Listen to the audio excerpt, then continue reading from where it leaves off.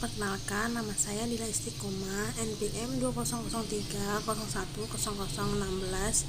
jurusan Ekonomi Syariah kelas C di Yayan Metro. Nah, di sini saya akan menjelaskan peta konsep mengenai definisi amali, falsafi, dan akhlaki untuk memenuhi mata kuliah Tauhid dan Akhlak Tasawuf dengan dosen pengampu Bapak Muhammad Hanafi Zuardi. Baiklah, untuk peta konsepnya yaitu yang pertama amali, itu terdapat 3, yaitu pengertian amali, ajaran amali, dan tokoh amali. Untuk falsafi ada pengertian falsafi, ajaran falsafi, dan tokoh falsafi. Dan untuk yang terakhir akhlaki, yaitu ada pengertian akhlaki, tahapan akhlaki, dan tokoh akhlaki.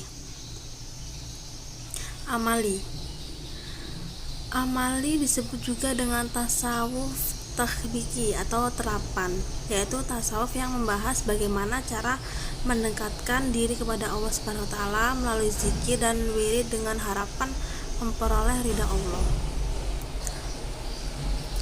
Untuk ajaran amali yaitu yang pertama mahabbah, berarti mencintai secara mendalam. Yang kedua zuhud, yaitu mengosongkan diri dari kesenangan dunia untuk hal ibadah. Dan yang ketiga mujahadah, yaitu melawan kehendak hawa nafsu dan membelenggunya dengan takwa dan takut kepada Allah Subhanahu wa taala dengan jalan muraqabah atau beribadah kepada Allah seakan-akan melihatnya. Jika tidak mampu maka yakinlah bahwa Allah Subhanahu wa taala Maha melihat. Yang keempat tawakal, yaitu menyerahkan segala urusan kepada Allah Subhanahu wa taala. Dan yang terakhir syukur, pengakuan akan nikmat Allah Subhanahu wa taala dengan cara tunduk kepadanya. Untuk tokohnya yaitu ada Hasan Al-Basri, yang kedua ada Rabi'ah Al-Adawiyah, dan yang ketiga Zunnun Al-Misri. Nah, yang kedua falsafi yaitu tasawuf yang kaya dengan pemikiran dan pengalaman filosofis para sufi. Ajaran-ajarannya cenderung bersifat filsafat karena menjangkau persoalan metafisis, yaitu masalah Tuhan di satu sisi dan manusia di sisi yang lain. Bahkan telah memasuki kajian proses kebersatuan manusia dengan Tuhan. Untuk ajarannya fana dan bako, yakni lenyapnya kesadaran dan kekal.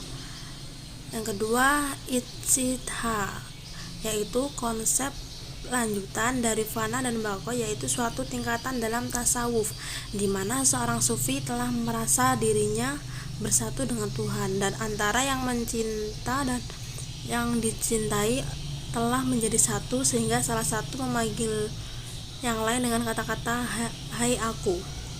Yang ketiga hulul, yaitu bersemayamnya sifat-sifat Allah Subhanahu wa taala ke dalam diri manusia sehingga bersatulah sifat ketuhanan dengan sifat kemanusiaan.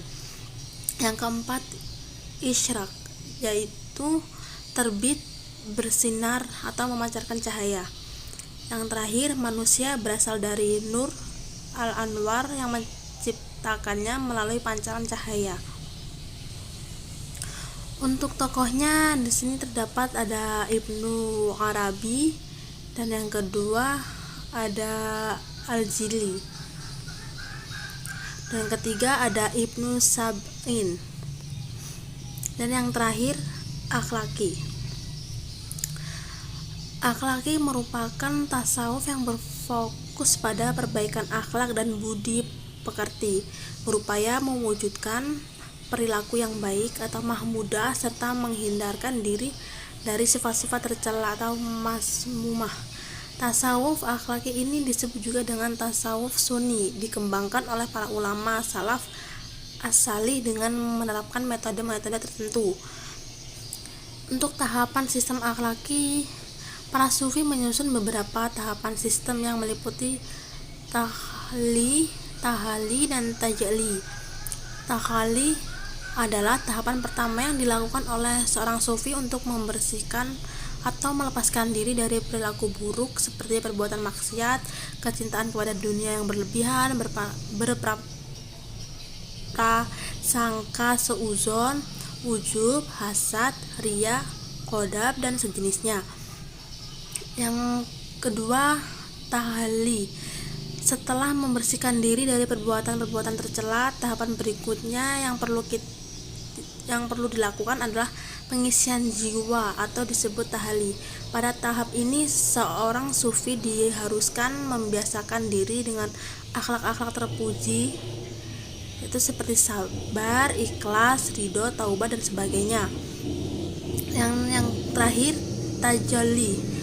Tahap yang terakhir adalah tajalli, berarti tersingkapnya nur gaib. Di tahap ini seorang sufi benar-benar menanamkan rasa cinta kepada Allah Subhanahu wa taala di dalam hatinya. Tujuannya agar perilaku baik yang telah dilakoni pada tahalli tidak luntur begitu saja dan bisa terus berkelanjutan.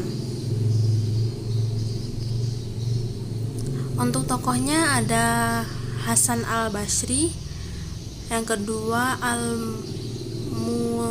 Al-Muhasibi, dan yang ketiga Al-Qushairi, dan keempat Al-Ghazali. Nah, itulah yang dapat saya presentasikan mengenai definisi amali, falsafi, dan akhlaki. Apabila ada salah kata atau pengucapan yang kurang jelas, saya mohon maaf dan saya akhiri. Wassalamualaikum warahmatullahi wabarakatuh.